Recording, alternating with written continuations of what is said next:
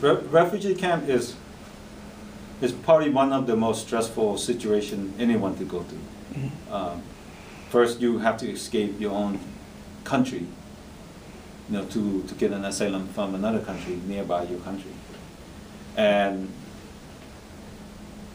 even in that neighbor country who is willing to allow you to come and stay in a camp, but they're not that welcoming of you.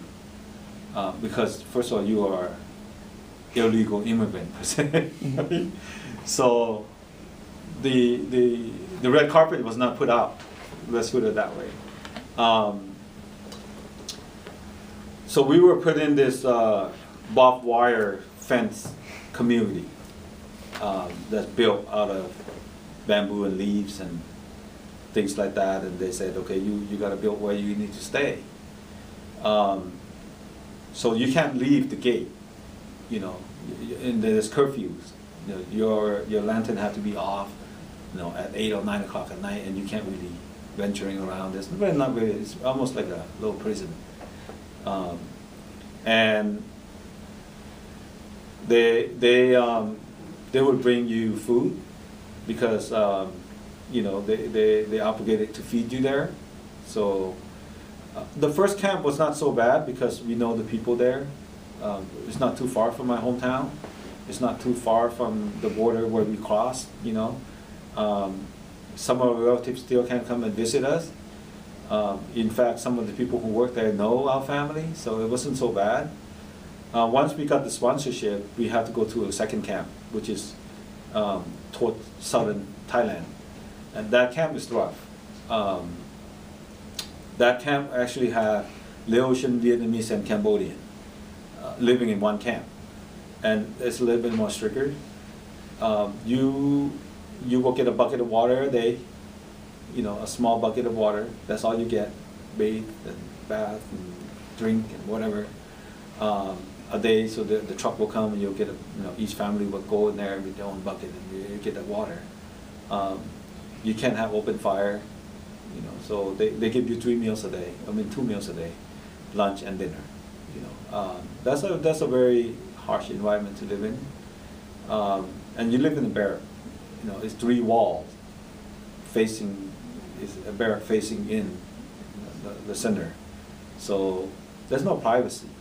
You literally, your family is sleeping next to the other family in the mosquito nets and things like that.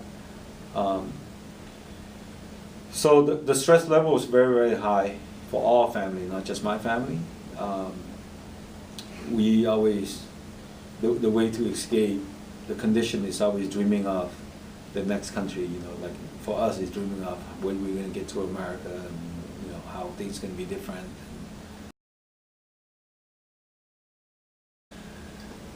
When my family came, we have a sponsor a church that sponsors us in Oakland, California, and we have no clue where that is. All we know is we're going to America. So I remember when I was in the second refugee camp, that 3 months is to learn about who are the Americans, right? I remember the American that came to my house when I was little, blonde hair, tall, white folks, right? I never knew that America had different ethnicity. My perception of America is all white people, Well, to my surprise, when I got picked up from San Francisco International Airport at night to come to our house in Oakland, California, I couldn't wait to see the American, even though in the middle of the night, right? So they said, go to sleep, tomorrow you can see the American. I got up pretty early. I want to see the American kids when they go to school. I went out to my front door, front porch, standing there and looking at the American. And they're like, who are these people? Because every single person who passed my house to go to school, they were not white. They're black.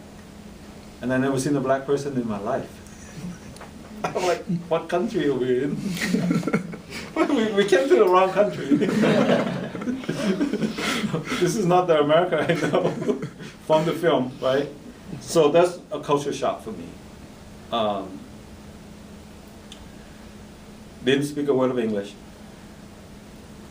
didn't understand exactly where we were. You know, the first 2 years for my parents and my family, they lived in Oakland, California, in predominantly African American community.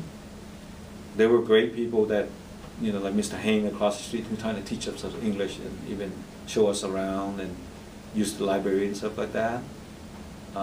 That make us feel good. But then there's other people who keep telling us, like, go back home, you Cambodian. Well, we're not Cambodian, we're Laotian, you know, so things like that. We did face some discrimination because we look different. You know, we look like a refugee. We didn't speak any word of English. We couldn't communicate with the people who live around us. That's probably the most difficult part for my parents, is to, because my family is not just my family, but the culture about the Laotian culture is very family oriented, you know, just like many other cultures, right? So to know that you might not see your kid again, or the possibility of you not ever going to see, you know, your sibling, for myself, it's very, very tough. You know, two of my brothers who left early in the 70s, they end up in France, and this majority of my family end up here in the United States, and then we have one brother end up in Australia with his own family, wife and kids. So it's not like today. The communication back then is a little bit more difficult. You actually have to write letter and mail it, not like, you know, sending people email or FaceTime them. So that was very, very difficult in the early 80s for my parents to have the thought of the possibility of never going to see my kid again. And in fact, unfortunately, they didn't.